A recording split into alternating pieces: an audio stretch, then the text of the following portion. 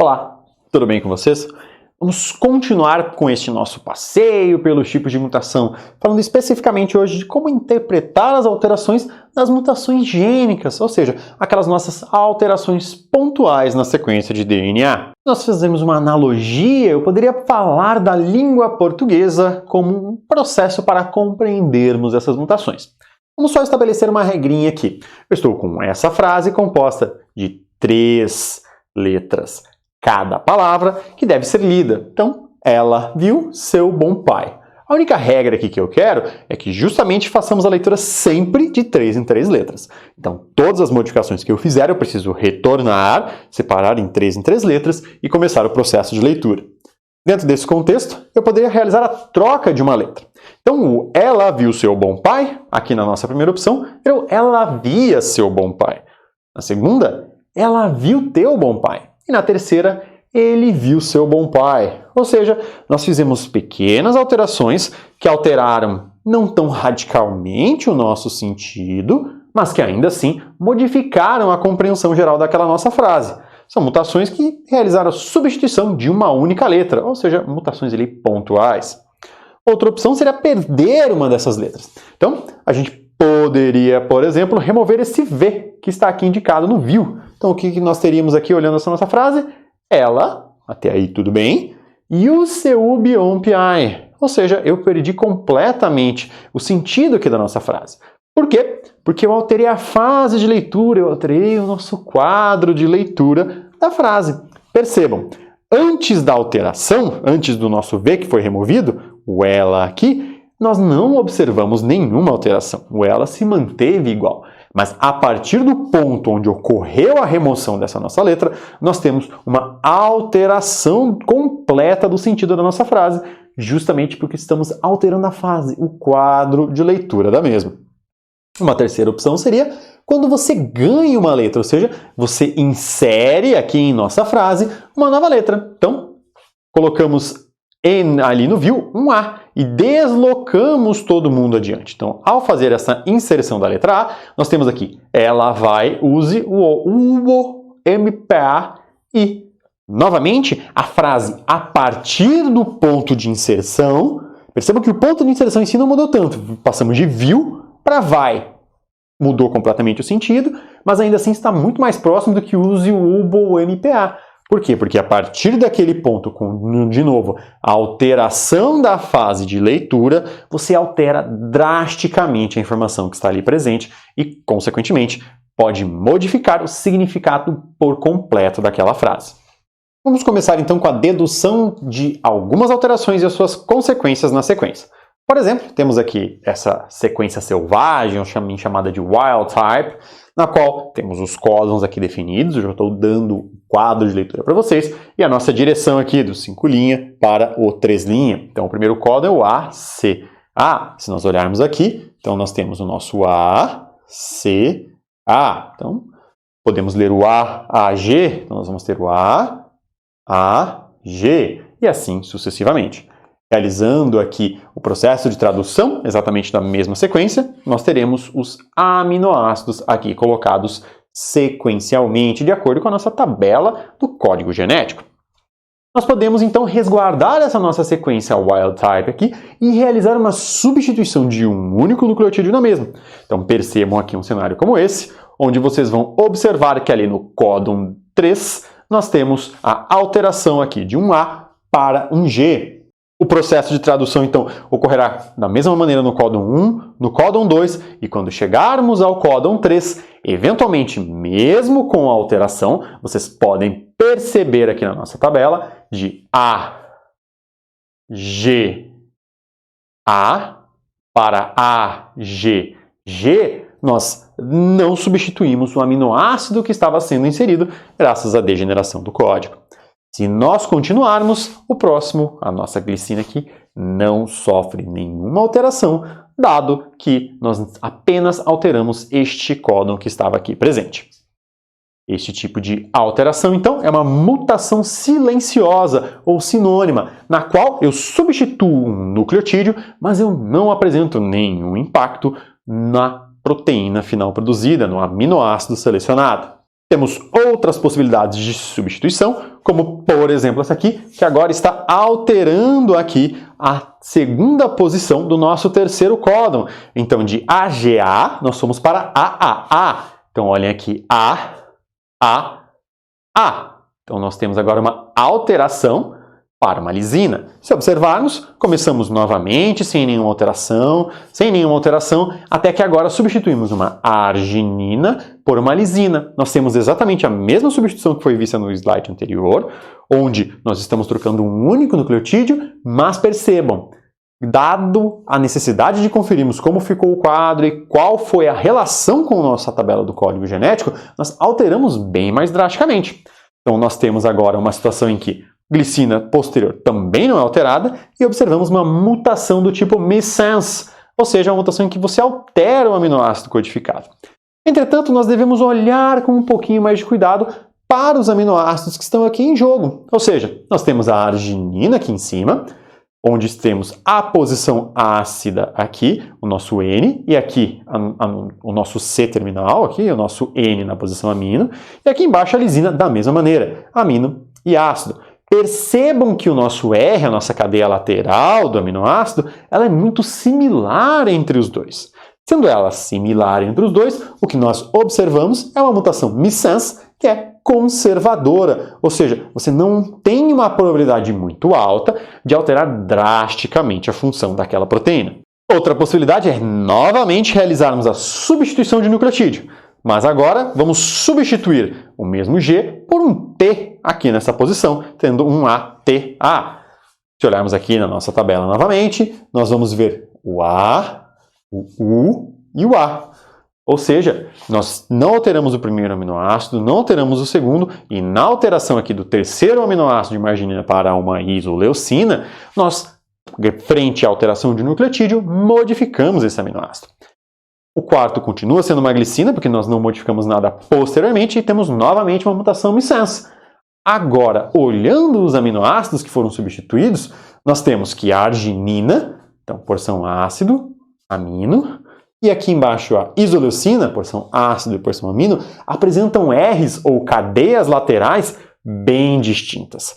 Essas cadeias laterais bem diferenciadas quimicamente, muito provavelmente terão um impacto superior quando nós observarmos o fenótipo daquela célula, ou seja, a alteração final que é observada pela produção de uma proteína com aquela molécula modificada.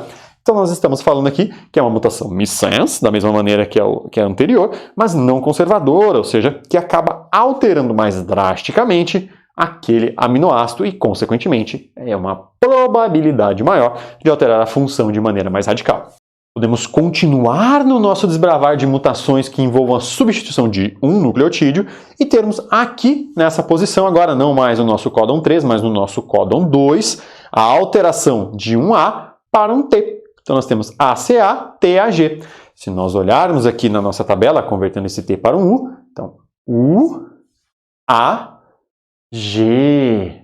Percebam que nós caímos em uma situação diferenciada. Agora, nós temos um códon ali sendo alterado, códon esse que se transformou em um códon de parada. Nas nossas situações anteriores, nós começamos aqui com o aminoácido e trocamos agora para um stop códon. O stop códon é o ponto final do código genético, ou seja, o ribossomo, quando ele encontra um stop códon, ele simplesmente para o processo de tradução. Ao parar o processo de tradução e não avançar no mesmo, qual vai ser a consequência? O nosso polipeptídeo, a nossa proteína, ela ficará truncada e não mais continuará.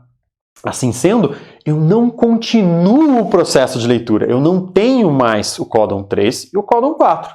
Ou seja, eu alterei drasticamente a minha proteína.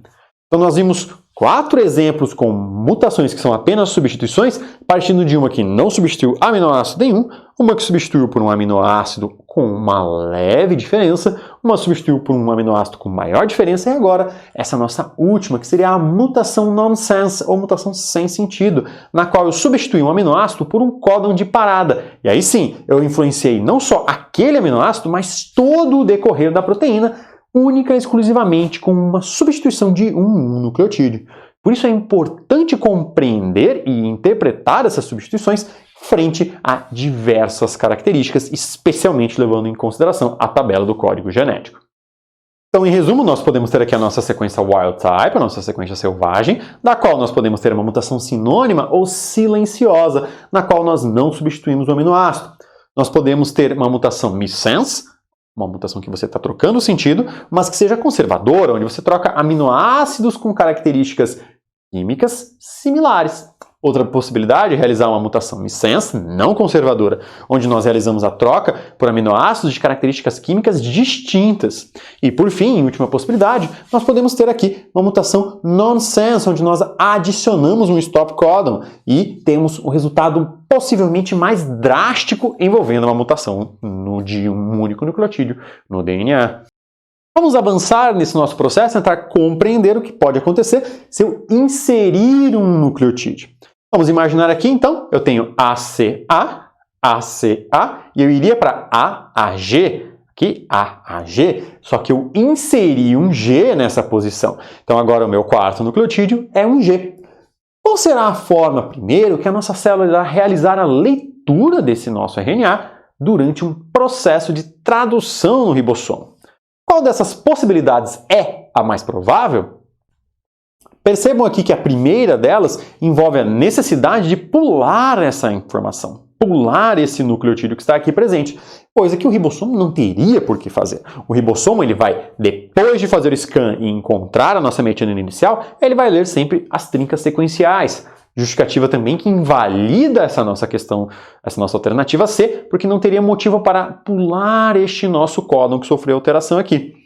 E nós poderíamos ter uma parada de leitura, mas se tivesse ocorrido aqui um códon de parada, o que não é o caso. Não temos um códon de parada sendo adicionado. O que nós teremos, então, seria uma situação como essa, onde eu modifico o códon 2, o códon 3 e o códon 4 por conta dessa inserção de nucleotídeo ali. E essa inserção, por sua vez, ela não vai alterar os aminoácidos que vieram antes, mas ela vai alterar a partir do sítio de inserção em diante. Por quê? Porque ela vai estar modificando a fase de leitura ou modificando o nosso quadro de leitura. Por quê? Porque ela está modificando a nossa fase de leitura ou então o nosso quadro de leitura, do inglês ali, o nosso frame shift, onde eu estou fazendo um shift, um deslocar do quadro de leitura em questão. Então, essas categorias de modificações que inserem ou removem nucleotídeos, elas são chamadas de mutação do tipo indel, ou seja, eu posso inserir uma base ou remover, deletar uma base ali presente. Ao realizar isso, caso não seja em um múltiplo de 3 nucleotídeos, a tendência é que eu altere o quadro de leitura e, consequentemente, cause um grande dano para a sequência polipeptídica a partir daquele ponto em diante, modificando drasticamente a informação que está ali sendo produzida na forma de proteína.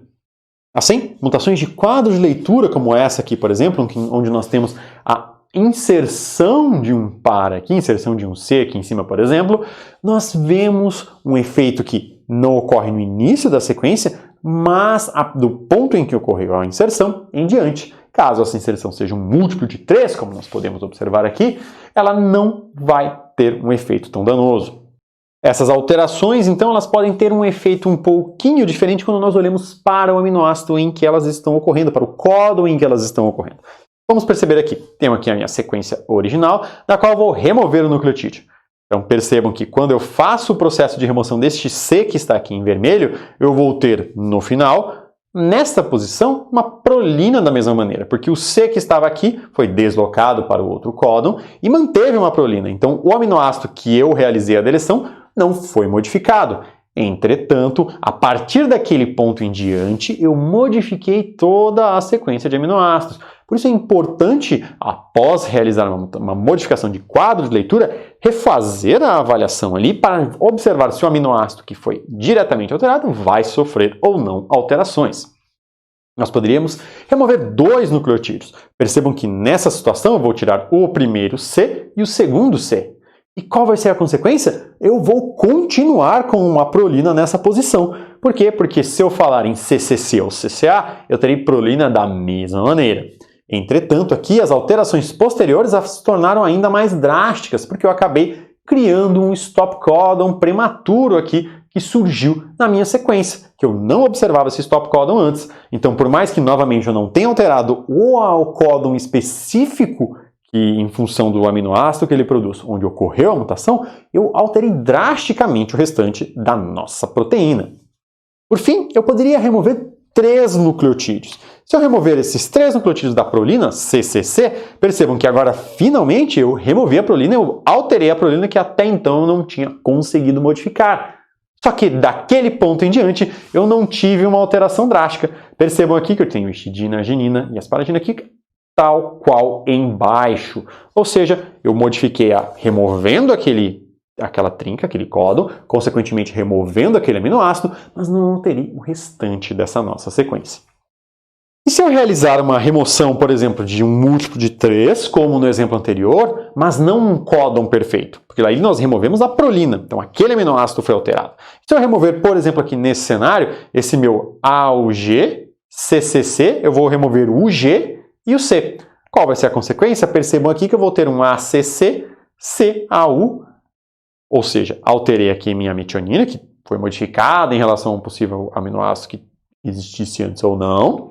E daqui em diante nós não tivemos alteração nenhuma, mas nós substituímos, nós alteramos 2 posições, 2 aminoácidos, tanto a posição da metionina aqui que deixou de existir, quanto a nossa prolina aqui que também foi modificada. Mas, e se essa aqui for a nossa metionina inicial? Se ela for a primeira metionina ali presente, nós não teremos a tradução iniciando nesse ponto. Ela vai iniciar na próxima metionina. E, ao iniciar na próxima metionina que for encontrada, não necessariamente ela está no mesmo quadro de leitura original. Ou seja, você pode alterar drasticamente uma sequência de proteína, mesmo que você faça uma mutação que remova 3 nucleotídeos. Você sempre deve entender e compreender o contexto em que essa mutação, essa substituição ocorre, seja ela uma deleção ou uma inserção, para conseguir vislumbrar o efeito dela na proteína traduzida. Outro cenário que a gente pode ter de exemplo aqui de mutações que são múltiplos de 13 que causam efeitos mais drásticos, nós temos essa situação aqui, onde nós estamos removendo esse UC. Qual que vai ser a consequência disso? Se pudermos observar aqui, a criação de um UAG, também conhecido como um stop codon, ou seja, novamente eu estou trabalhando em múltiplos de 3 e ainda assim eu tenho um efeito muito drástico que é a parada de tradução da proteína a partir desse ponto em diante. E se eu realizar uma mutação fora da sequência codificante, será que eu posso observar alguma alteração drástica ou não? Ou essa alteração não é esperada?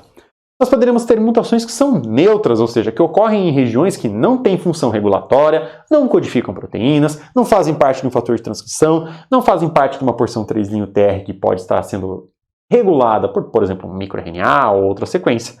Mas nós podemos também alterar regiões intrônicas que estão envolvidas com um splicing alternativo. Então, por exemplo, se nós olharmos aqui as nossas sequências consenso relacionadas com splicing alternativo, que são utilizadas pela maquinaria celular para a realização do splicing em si, excisão de introns e junção de exons, nós poderemos substituir, por exemplo, aqui um nucleotídeo que vai modificar e criar um outro sítio aqui de junção. E esse outro sítio de junção pode modificar o splicing, ou seja, aumentando esse meu exon. Estava aqui começando a partir apenas desse GT. Outra situação possível é eu modificar aqui e alterar essa região que removeria, que faria a excisão desse meu intro, fazendo com que agora ele seja mais longo e esteja incluído dentro do exon, com uma retenção, e ao ser retido modifique a proteína, por exemplo, ali produzida. Logo, uma alteração fora da sequência codificante também pode ser de grande efeito fenotípico. Um exemplo interessante de alterações fora da sequência codificante são as mutações que causam o Double Muscled Cattle. Nós temos a miostatina, que é uma proteína que ela justamente inibe a diferenciação de células precursoras em fibras musculares. Ou seja, ela faz com que você não fique forte, aspas, desnecessariamente. Você não produza tecido muscular se você não tiver um incentivo para isso. Se nós observarmos as raças de gado Belgian Blue e Piemontese, nós teremos um cenário, teremos uma situação tal em que eles não têm a miostatina funcional, ou seja, o organismo produz células musculares sem a necessidade, ou seja, sem a indução do exercício físico. Então percebam como eles são animais extremamente musculosos, mesmo que eles não façam exercício para tanto. A mesma coisa pode ser observada na raça de cachorro chamada de Lebrel ou de Whippet, normalmente utilizada em corridas. São animais com extremo desenvolvimento de tecido muscular, mesmo não realizando necessariamente exercícios para tanto. Se nós observarmos, essa mutação também é catalogada em humanos e bebês que nascem com ela eles já são mais fortes do que o esperado, mesmo que eles não tenham realizado nenhum tipo de exercício para tanto. Essas mutações elas vão variar de acordo com o nível que você está inativando essa miostatina, se você está abolindo completamente a atividade da mesma ou se você está apenas suprimindo, reduzindo essa atividade. Assim, por exemplo, nós podemos ter uma alteração dessas aqui numa sequência uma sequência interna do gene da miostatina humana, que está alterando de G para A. Vamos dar uma olhadinha aqui um pouquinho melhor. Nós temos aqui a nossa miostatina selvagem, temos o exon 1, o exon 2, e essa junção vai produzir uma proteína funcional, que nada mais é que a junção entre o exon 1, o exon 2 e o exon 3. Mas nós temos uma miostatina mutante aqui que, na verdade, ela acabou alterando esta nossa região aqui presente. Então percebam que eu tive uma alteração um pouquinho antes desse nosso exon 2 aqui, que modificou e criou um sítio de splicing anterior. Ao criar esse sítio de splicing, percebam que o nosso RNA mensageiro maduro final produzido, ele tem um pedacinho do intron aqui dentro. E esse pedacinho do intron de 108 pares de base que foram adicionados, inativa de maneira bem drástica a miostatina. Ao realizar essa inativação, o indivíduo que carregar essa mutação ele vai apresentar uma produção muscular exacerbada, mesmo sem apresentar uma alteração dentro da sequência codificante da miostatina, só uma alteração aqui externa que leva a esse fenótipo. Outra possibilidade é a ocorrência de mutagênese insercional, ou seja, transposons ou elementos genéticos capazes de pularem no nosso genoma de maneira egoísta, eles podem sair de uma determinada região do genoma, fazer um salto e entrar no meio de um gene. Ao entrar no meio do gene, depois do processo de transcrição e de tradução, você pode produzir um polipeptídeo que é diferente do peptídeo original. Ou seja, uma modificação, uma mutagênese que altera totalmente uma proteína, mas que envolve o salto de uma pequena quantidade de nucleotídeos que conseguem se mover, que são elementos móveis no nosso genoma e que, porventura, podem também danificar um determinado gene. Uma maneira de compreender e estudar essas variações em laboratório é utilizar técnicas como o Northern Blot ou o Western Blot. O Northern Blot ele avalia RNA e o Western Blot avalia proteína. Como isso funciona? Essa técnica aqui, quanto mais alta essa bandinha, maior é o tamanho daquela molécula. Quanto mais baixa ela, menor é o tamanho da molécula. E nós não podemos comparar as duas técnicas, porque aqui eu falo de ácidos nucleicos e aqui eu falo de proteínas. Então, a diferença de tamanho entre elas aqui não tem nenhuma relação. Vamos imaginar que eu tenho, então, um gene selvagem, tal. Esse nosso gene selvagem vai produzir um RNA mensageiro que vai ser traduzido numa proteína e vai gerar esse nosso perfil aqui, tanto no experimento de Northern Blot, quanto no experimento de Western Blot. Nós realizarmos uma mutação missense, ou seja, eu estou trocando aqui um nucleotídeo, mas que não leva à inserção de um stop codon prematuro, por exemplo. O que nós iremos observar? Nós iremos observar que o tamanho do RNA mensageiro não é alterado e que o tamanho da proteína também não é alterado. Por quê? Porque você não alterou drasticamente aquela nossa sequência polipeptídica produzida. Uma outra possibilidade é uma mutação nonsense, onde aqui você adiciona um stop codon nessa nossa sequência. A adição de um stop codon vai levar ao quê? Ao truncamento da proteína produzida. Mas o RNA mensageiro não sofre nenhuma alteração. Por isso que nós temos aqui o RNA mensageiro sendo produzido normalmente, com o mesmo tamanho anterior, e a nossa proteína que é truncada, que termina nessa posição. Como podemos observar aqui, o RNA mensageiro não se alterou dos nossos experimentos anteriores, mas a proteína correu mais rápido, ela foi aqui, ficou mais embaixo e ficou menor do que nos outros cenários. Outra possibilidade é a alteração de quadro de leitura, ou seja, você vai adicionar ali uma determinada molécula, um determinado nucleotídeo, que vai modificar essa nossa proteína. O que vai acontecer? O RNA vai continuar igual, porque essa alteração de quadro de leitura ela só faz sentido lá no processo de tradução, ela não vai interferir ali no nosso processo de transcrição do RNA. E o nosso com nossa proteína aqui, ela vai tender a diminuir de tamanho. Eu não sei exatamente qual vai ser a intensidade dessa diminuição, mas a tendência é que eu acabe, ao alterar um quadro de leitura, por inserir um stop codon prematuro e essa proteína vai ficar menor porque ela vai terminar antes do que ela deveria.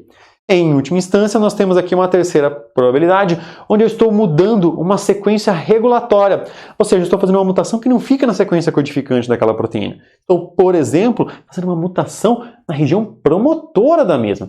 E qual vai ser a consequência disso? Se você alterar drasticamente a região promotora, você não consegue iniciar o processo de transcrição.